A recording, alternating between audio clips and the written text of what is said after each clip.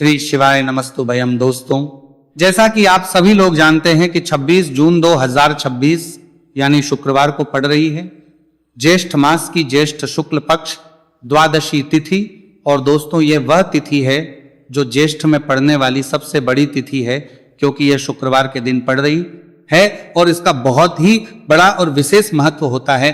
पूज्य गुरुजी ने कहा है कि अगर कभी भी मौका लग जाए और ज्येष्ठ मास की द्वादशी तिथि शुक्रवार को पड़ जाए तो आप लोगों को एक छुटकी काला तिल वाला उपाय तो अवश्य ही करना चाहिए। इन दोनों का संयोग बहुत कम आता है। और इसी के साथ में गुरुजी ने अपनी शिव पुराण कथा में बताया है कि इस दिन आपको एक छुटकी काला तिल वाला उपाय तो आपको अवश्य ही करना चाहिए, क्योंकि ऐसा दिन पूरे साल में सिर्फ एक ही बार आता है। और दोस्तों, आप सभी लोग जानते हो कि शुक्रवार द्वादशी तिथि का अगर सबसे बड़ा कोई उपाय है तो एक छुटकी काला तिल वाला उपाय है। तो दोस्तों, शुक्रवार द्वादशी तिथि के दिन आप लोगों को इस एक छुटकी काला तिल वाला उपाय को जरूर करना है। बहुत सारे लोग होंगे जिन लोगों ने इस उपाय को ना किया हो, मतलब पूरा महीना निकल गया, उन्होंने किसी भी दिन इस एक छुटकी काला तिल वाला उपाय को ना किया हो। पर दोस्तों, आपके पास एक आखिरी मौका बचा हुआ है, जो कि 26 जून शुक्रवार द्वादशी तिथि के दिन है। तो इस दिन आप लोगों को इस वाले उपाय को जरूर कर लेना है। भले ही आपने पूरे महीने भर इस उपाय को ना किया हो, पर अगर आप इस ज्येष्ठ मास के शुक्रवार द्वादशी तिथि के दिन अगर इस वाले उपाय को कर लिया तो आपको इस उपाय को करने का वह फल मिलेगा जिसकी आपने कभी कल्पना भी नहीं करी होगी। इसीलिए आप लोग इस वाले उपाय कर लिया के लिए को एक बार जरूर कर लेना है, ताकि आप लोगों के हाथ से यह मौका ना जा सके और आपको इस उपाय को करने का फल मिल सके। दोस्तों, यह उपाय पंडित जी ने अपनी अभी के ही श्री शिव महापुराण की कथा में बताया है। जिस उपाय को आज हम आपको बहुत अच्छे से समझाने वाले हैं, वीडियो को देखने के बाद इस उपाय को समझने के लिए आपको कोई और वीडियो को देखने की जरूरत नहीं पड़ेगी। तो चलिए दोस्तों, उपाय को शुरू करते हैं। देखिए, यह इस ज्येष्ठ मास के शुक्रवार द्वादशी तिथि के दिन ये इतना खास होता है, इतना महत्वपूर्ण होता है। देखा गया है कभी कभी बड़े बड़े पूजा पाठ अनुष्ठान से जो मनोकामना पूर्ण नहीं होते, वह ज्येष्ठ मास के शुक्रवार द्वादशी तिथि के दिन एक छोटे से उपाय करने से ही आपकी मनोकामना पूर्ण हो जाती है। और बहुत सारे लोगों ने इस उपाय को किया भी है और उनको इसको करने का फल भी जरूर मिला है। अगर आप लोग भी इस उपाय को करना चाहते हैं तो आप इस उपाय को पहले अच्छे से समझ लेना, सुन लेना, उसके बाद करना, आपको इस उपाय का फल जरूर मिलेगा।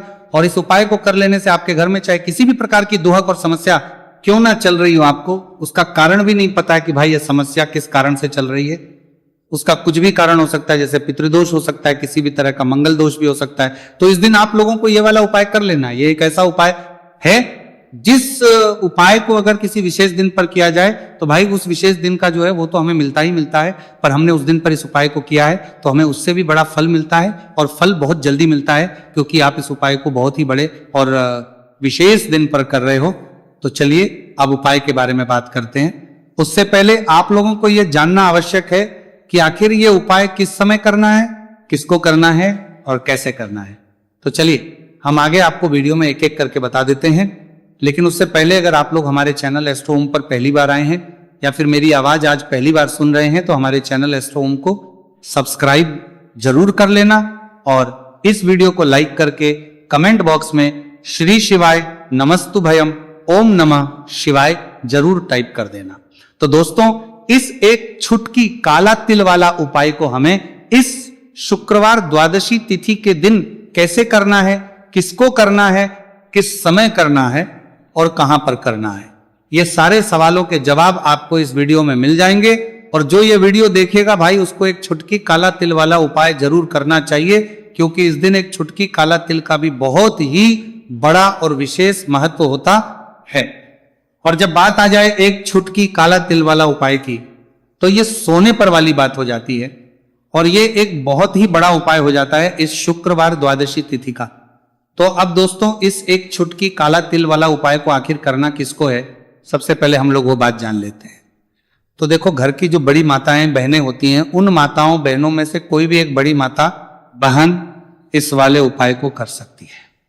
और दोस्तों, अगर आप चाहें तो अपने घर में से सभी सदस्यों को भी इस उपाय को करवा सकते हैं। अगर किसी व्यक्ति की खुद की कोई मनोकामना है, खुद की कोई दुख और परेशानी है जो कि वह अपने लिए ही करना चाहता है, इस वाले उपाय को तो वह खुद अपने लिए भी कर सकता है। बाकी अगर कोई घर में से ऐसा है जो कि अपने पूरे घर परिवार की सुख और शांति के लिए ये वाला उपाय करना चाहता है, तो भाई वो भी कर सकता है, उसमें भी कोई दिक्कत वाली बात नहीं है।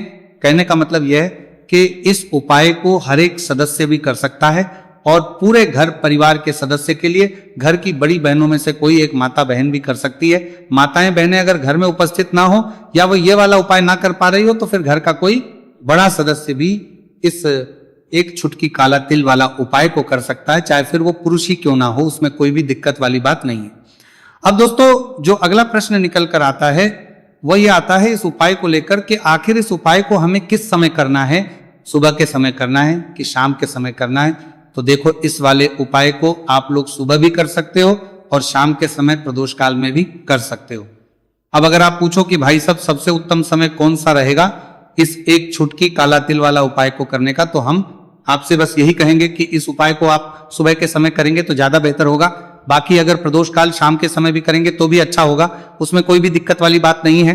तो अब दोस्तों जो अगली सबसे बड़ी और महत्वपूर्ण बात आती है वो ये आती है कि सुबह अगर हम उपाय को करेंगे तो हमें कितने बजे से लेकर कितने बजे तक के बीच में करना है, और शाम के समय प्रदोष काल में करेंगे तो हमें कितने बजे से लेकर कितने बजे के बीच में करना है। तो देखो सुबह जितनी जल्दी हो सके आप उपाय को करने की कोशिश करना।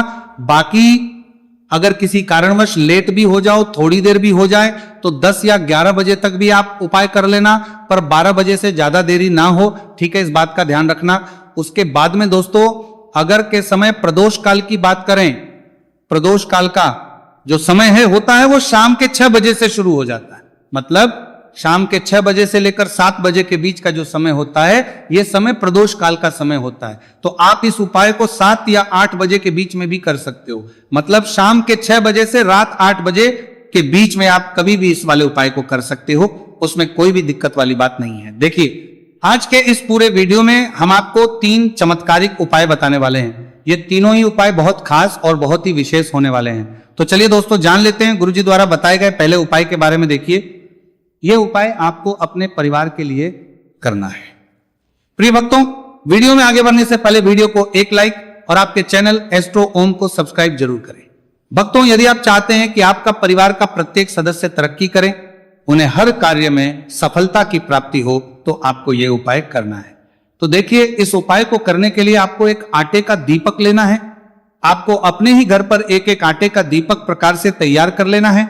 अब देखिए दोस्तों इस प्रकार से आटे का दीपक तैयार करने के बाद इसी के साथ में आपको एक चुटकी हल्दी भी लेनी होगी। अब ये दोनों ही सामग्रियां लेकर के आपको पहुंच जाना है अपने ही घर में तुलसी जी के पौधे के पास में। देखिए कई लोग कमेंट करके पूछ रहे हैं कि क्या हम तुलसी जी के पौधे के वहां पर, हमारे घर में जो तुलसी जी का पौधा है वह सूख चुका है, तो वहां पर भी इस उपाय को कर सकते हैं। तो हाँ बिल्कुल आप इस उपाय को, जो आपके घर में तुलसी जी का पौधा है वहीं पर आपको यह उपाय करना है। देखिए सबसे पहले तो आपको ये जो उपाय है सूर्यास्त के बाद यानी कि रात्रि के समय में ही करना होगा। अब देखिए सबसे पहले आपके पास जो एक छुटकी हल्दी है उसे आपको तुलसी जी के पौधे में डाल देना है। अब देखिए आप जो एक आटे का दीपक लेकर के आए हैं, सबसे पहले तो आपको उसे तुलसी जी के पौधे के पास में रखना है, और तुलसी जी पौधे के पास में रखने के बाद इस दीपक में हमें शुद्ध घी का प्रयोग करना है, और इसी दीपक में हमें गोल रूप की बाती का प्रयोग करना है, क्योंकि ये जो दीपक है विशेषकर हम हरि विष्णु नारायण के नाम से लगा रहे हैं। अब इस दीपक को आपको प्रज्वलित कर देना है और आपको भगवान विष्णु से, माता तुलसी से प्रार्थना करनी है कि हमारे घर में परिवार का प्रत्येक सदस्य तरक्की करे, उसे अपने हर कार्य में सफलता की प्राप्ति हो, पूरा परिवार खुश रहे। हे भगवान नारायण आप हमारे परिवार की रक्षा करना। अब देखिए दीपक को प्रज्वलित करने के बाद आपको तुलसी जी के पौधे के नीचे यदि तुलसी जी का पत्ता गिरा हुआ पड़ा है तो उसे आपको उठा लेना है। आपको ध्यान रखना है तुलसी जी के पौधे से पत्ता तोड़ना नहीं है, नीचे गिरा हुआ है तो उसे आपको उठा लेना है। अब देखिए आपके घर में भगवान विष्णु की, भगवान श्री राम की या फिर भगवान श्री कृष्ण की यानी कि श्री विष्णु के किसी भी अवतार की प्रतिमा लगी हुई है तो वहां पर आपको जाना है, और आपको थोड़ी सी चीनी या फिर मिश्री आपके घर में हो तो उनका भोग आपको भगवान विष्णु के सामने लगाना है, और जो आप तुलसी जी का पत्ता लेकर के आए हैं उसे भी आपको उसी भोग में डाल देना है। अब देखिए थोड़ी सी देर इस भोग को वहीं पर रखे रहने देना है, और फिर इस भोग को आपको अपने घर के परिवार के प्रत्येक सदस्य को प्रसाद स्वरूप प्रदान करना है। यकीन इस उपाय को करने से आपके परिवार का प्रत्येक सदस्य हमेशा तरक्की पर रहता है और आपके परिवार में हमेशा खुशियां बनी रहती हैं। तो इस प्रकार से आपको पहला उपाय कर लेना है। अब हम जानते हैं दूसरे उपाय के बारे में। देखिए ये जो उपाय है विशेषकर धन की प्राप्ति के लिए है, मां लक्ष्मी को प्रसन्न करने के लिए है और विशेषकर शुक्रवार द्वादशी तिथि की रात्रि में ही आपको ये उपाय करना है।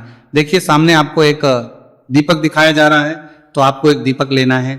दीपक आप मिट्टी का भी ले सकते हैं, आटे का भी ले सकते हैं। अब देखिए इस दीपक में आपको शुद्ध घी का प्रयोग करना होगा और इस दीपक दत्त में आपको विशेषकर मोली वाला जो धागा आता है, लाल रंग का कलावा का धागा जिसे हम कहते हैं, उसकी बाती आपको इस दीपक के अंदर प्रयोग करनी है, यानी कि लंबी बाती का आपको इस दीपक के अंदर प्रयोग करना है।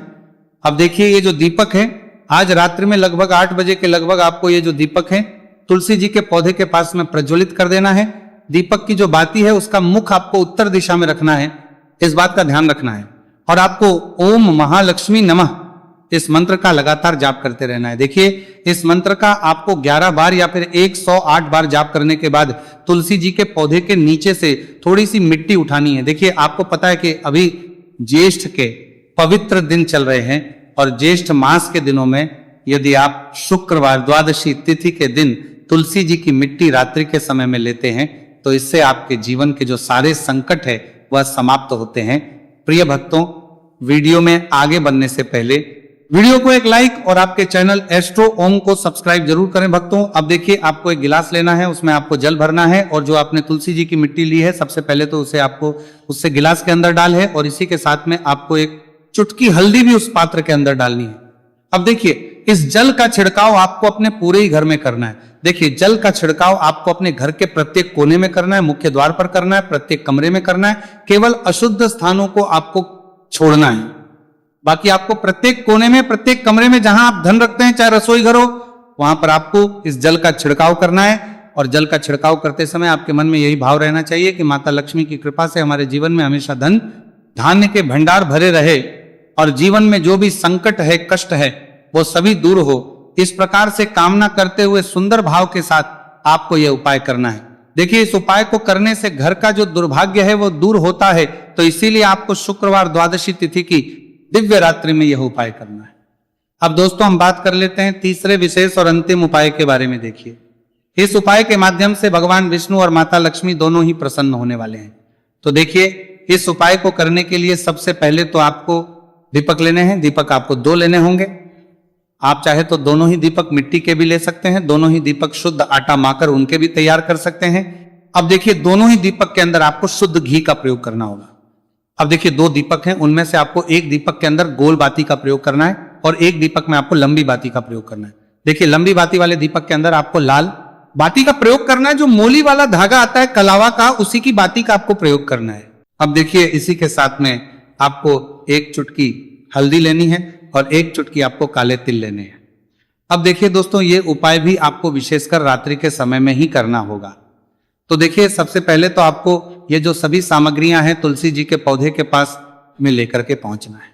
देखिए आपके पास जो गोल बाती का दीपक है इसे आपको तुलसी जी के पौधे के पास में प्रज्वलित करना है।